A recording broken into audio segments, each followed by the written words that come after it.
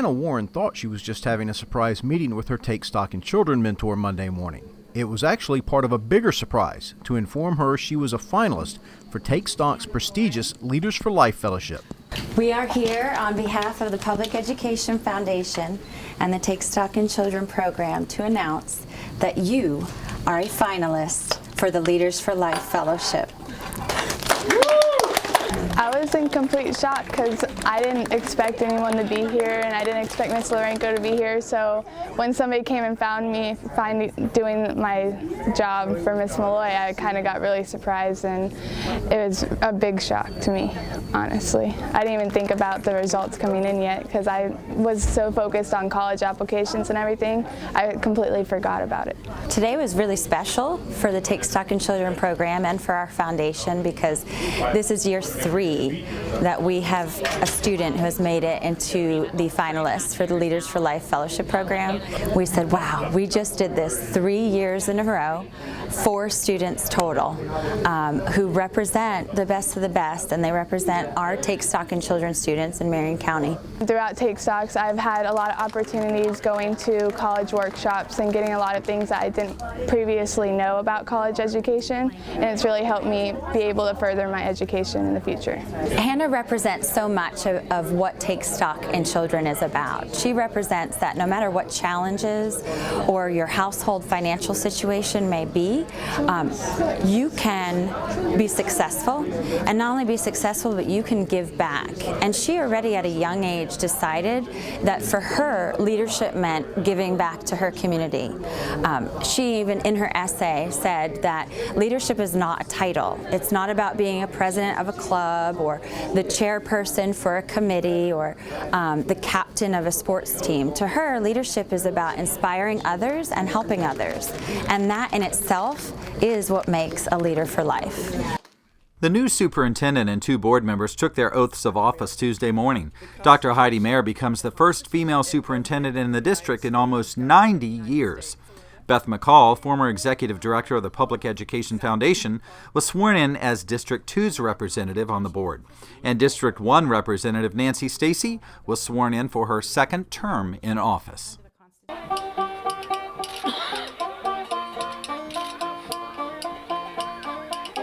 Old-time music, storytellers, and historical reenactors.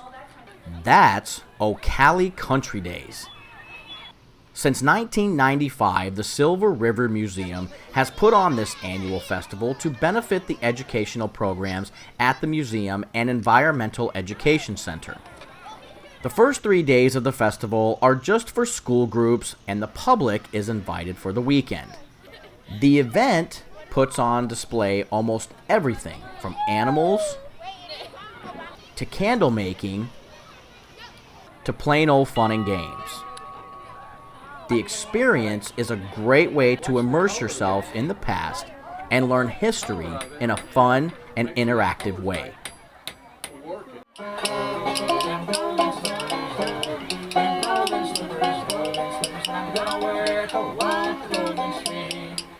We will have at least 500 families every week between November and December looking to us for grocery assistance.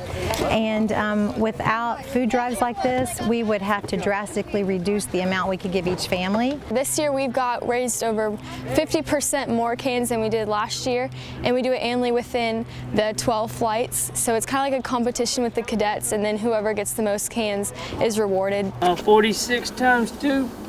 What is it, guys? 96. Yeah. 96 pounds. 96. And what flight is it? All right, peace out. 92. 92? What flight? I gotta Kilo. go out. We've been doing this for many years. It's grown amazingly, and this year we've got over 4,300 pounds of cans. Forest has become one of our shining stars every year during the holidays.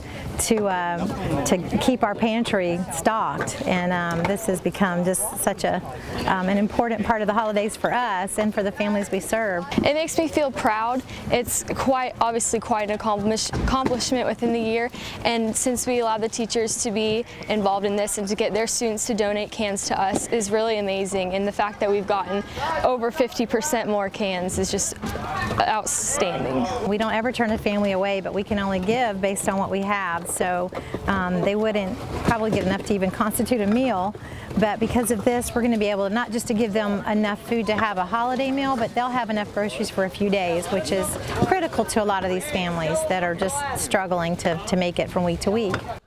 Eating is a necessity, but cooking is an art.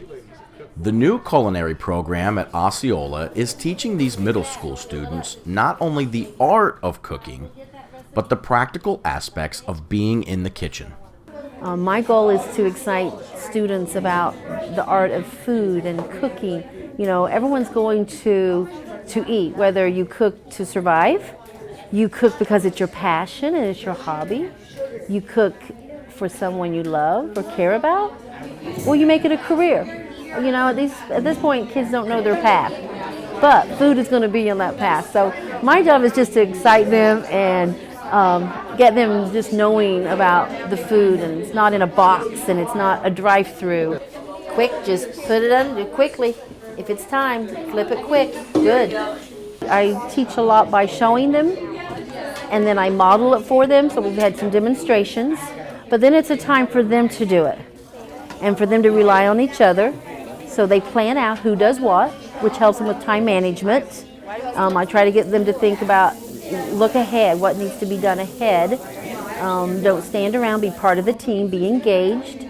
It also helps their basic skills of measuring. They're learning utensils. They're learning hot appliances like the griddle and dishwashing, the art of the importance of cleaning up and sanitation. We have been discussing food safety, food sanitation, utensils, proper measuring, using equivalents. 350. 350, good. Is that like, does it line up with the era? Everybody does their own pancakes, right? Everyone should experience putting them on, and I want everyone to experience in flipping them. Culinary art as a whole is extremely important, but what I think it means to having it at Osceola Middle is exposing these kids to more vocational jobs and classes that are out there and help prepare them maybe for the high school culinary art program. So this kind of just helps expose the kids to what's out there and what's available. So when they get older and they make life choices, they've had a little bit of background to help them make better decisions. Recently, parents and students at Madison Street Elementary received Kindles they won from Successful Innovations via a random drawing. Marion County Public Schools has partnered with Successful Innovations to offer free on-demand support for your children in the classroom. A library of how-to videos is at your disposal simply by registering for free at siforallonline.com/Marion.